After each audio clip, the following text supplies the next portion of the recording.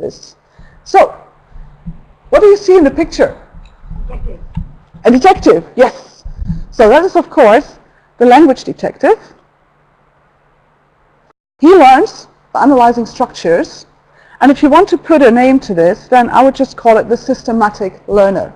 Somebody who needs to understand structures and systems. Do you have learners who are like this? Who ask you all the grammar questions and you don't even know? Yeah? Who has? Who has systematic learners? Oh, good to hear. Ah, yeah.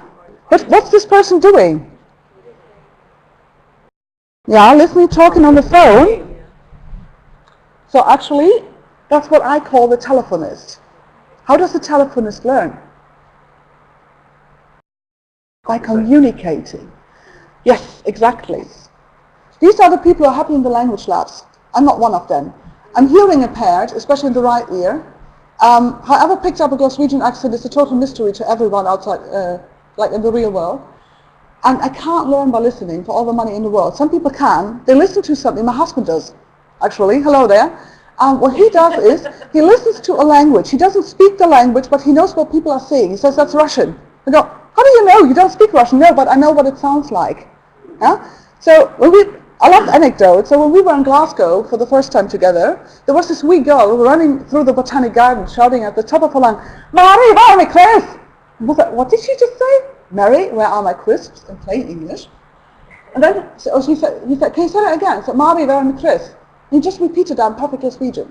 So he's a very typical audio learner, but he also has a mix of learning experiences. You will possibly hate me for quoting that. So, and that is what I call the radio listener. So they learn through listening and repeating. Who's this? The bookworm. How does a bookworm learn? Reading. Yeah? So that's what I do. And I would also include, and they don't only like the words, they also like the pictures. Yeah? But they want to see something. They're very visual. That's a kinesthetic one, yes. So it's a dancer. And dancers need to move when they learn. So for them, all these exercises like Twister and so on, and role plays and things where they can actually move, where they can really practically act out things are great. So, and that is also a cultural thing, because if you're in Koran schools, they do that. They repeat by moving backwards and forwards. And there are also some language schools that work with those kind of principles, that you move around and you repeat words like this. And for some people that works extremely well. So that is what I call the moviegoer. And the moviegoer learns through pictures, listening, and subtitles. I always tell my students, if they watch movies in the original, do it with subtitles, you understand more, you learn more. So that is, of course, the mix, the audiovisual learner. So we have a number of exercises that are often recommended as classroom activities. And the books go, oh yeah, you have to do that, and you have to use video, and you have to use interactive whiteboards. I say, well, it depends. It depends on my student if I want to use them or not.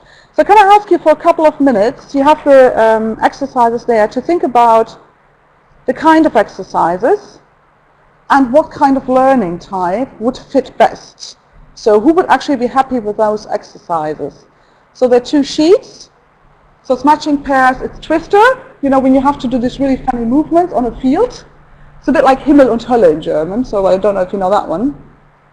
A Twister is like you've got a field of colorful spots on the floor, and you have to start from yellow to red. Something like this. So it's a very moving exercise. And you've got mind mapping, I think that's clear.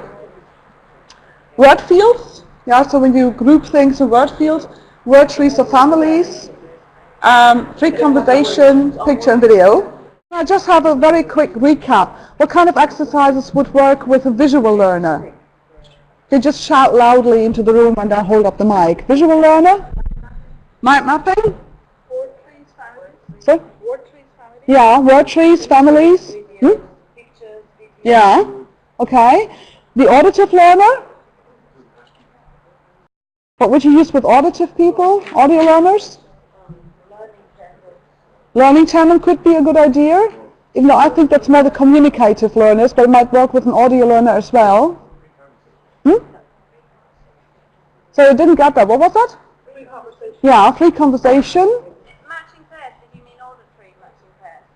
You could do that as an audio exercise as well, yeah, but often I do this really on cards. Okay. So like, so matching pairs works with a different number. Of course, some exercises work for more than one group. The problem is if you have really extremely different learning styles in a heterogeneous group, to find exercises that fit the majority of the people, and this is why we go for variety, so that everybody finds a bit he can learn with. In a one-on-one situation, that is totally difficult. Now, I had a student of mine who's she's already very, very fluent at English, and when we started the course, she bought a wonderful vocabulary heft, so a little notebook to put in the vocabulary. And then I challenged her about it. I said, Katja, you don't learn this way. So you write down the words, but when we talk about this, or you have to write an email or a report for your company, you ask me again what that word is. So obviously this learning strategy isn't effective for you. Then she looked at me and she said, I think you're right. And then we started on different types of vocab learning exercises. There's a great book, which is unfortunately out of print. It's by Peter and Karen Viney. It's Handshake, which is a course in communication. And in the workbook, it's the only book to my mind that does it. If you have other experience, please let me know, because the book doesn't exist any longer. I have one of the last copies. In the workbook, this is exactly what they do. They put different exercises to you. They force you to think about your attitude to learning. They put questions to you, which I use actually in my pre-course questionnaire. So, like when you're at a lecture, do you take notes? Yes. So, or do you actually like the pictures? When you build a new bookshelf, what do you do? And so this is how I can actually elicit learning styles and learn about learning styles. And we just try out activities and see what works with them, and then I can start helping them building on their learning strategies. And she loves actually mind mapping, word fields and word trees, and since then her vocab learning has improved tremendously. That was a really great experience, but she copied something she learned at school. It's just it didn't work for her.